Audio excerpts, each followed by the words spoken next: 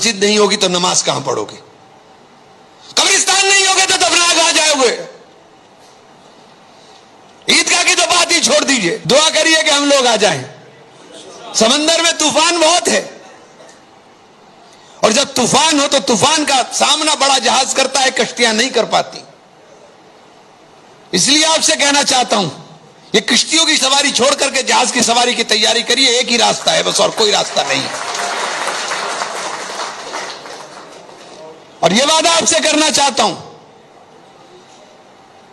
कि जिस दिन आ जाएंगे उस दिन घंटे भर के अंदर इसका इलाज भी करना जानते हैं हम। 3 बजे तक पार्लियामेंट चल रही थी, लेकिन आप में से 90% लोग सो रहे थे। आपके ऊपर बुलडोजर चल रहा था और आपको नींद कैसे आ रही थी मुझे समझ में नहीं आता। आज ये नैरेटिव पूरे माशरे के अंदर बनाया जा रहा है कि वक्फ बोर्ड तो चोर था, वक्फ बोर्ड ने तो कुछ नहीं किया, हमारा तो भला नहीं किया, हम क्यों लड़े इसके लिए।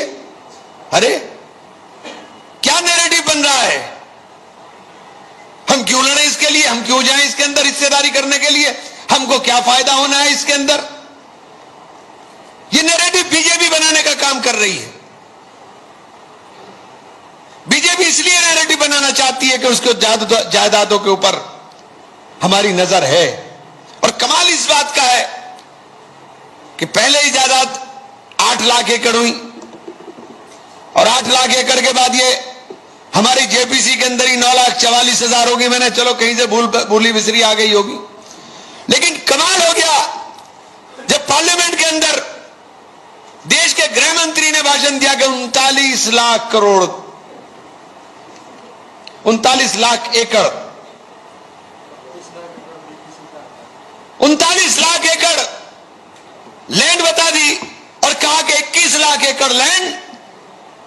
और मैंने सवाल किया था, मेरी सवाल का जवाब नहीं आया, चूंकि मेरा सवाल तार्किक था। मैंने कहा कि सरकार यह बता दे कि आज की सरकार झूठ बोल रही है कि आप ही की जो सरकार 2021 में थी वो झूठ बोल रही है। कोई ना कोई एक तो झूठ बोल रहा। 2021 में आपने एफिडेविट दिया, सुप्रीम कोर्ट के अंदर एफिडेविट देकर कहा हमने 99% प्रॉपर्टीज का डिजिटलाइजेशन करा लिया है, और जब जेपीसी में आए तो तब मुकर गए कि नहीं कराया।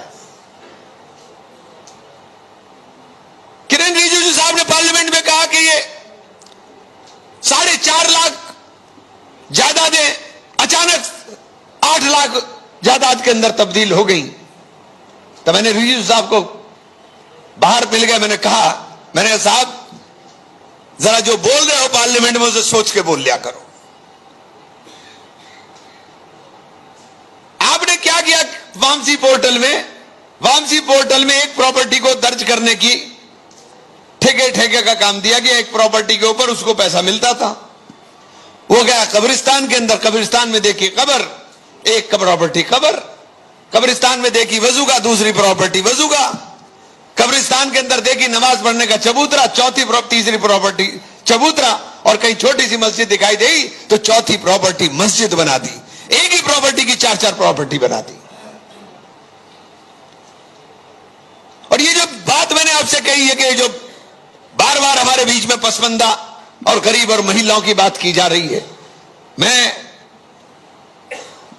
बड़ी जिम्मेदारी के साथ एक बात कहना चाहता हूं कि पहले पढ़ना सीखिए।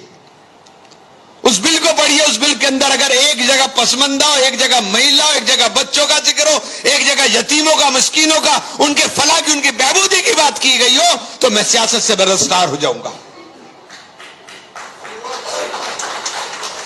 एक लफ्ज कहीं नहीं है।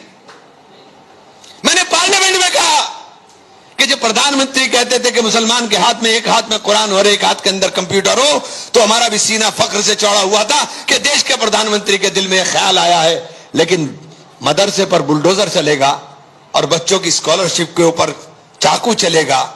ना बच्चों को कंप्यूटर देना चाहते हो, ना बच्चों को मदरसों के अंदर पढ़ने देना चाहते हो। उत्तर प्रदेश के अंदर 2016 से मदरसों के रजिस्ट्रेशन पर रोक है, और जो रजिस्टर्ड नहीं है वो अवैध है। और लगातार मध्य प्रदेश, उत्तर प्रदेश और उत्तराखंड के अंदर मदरसों को तोड़ा जा रहा है।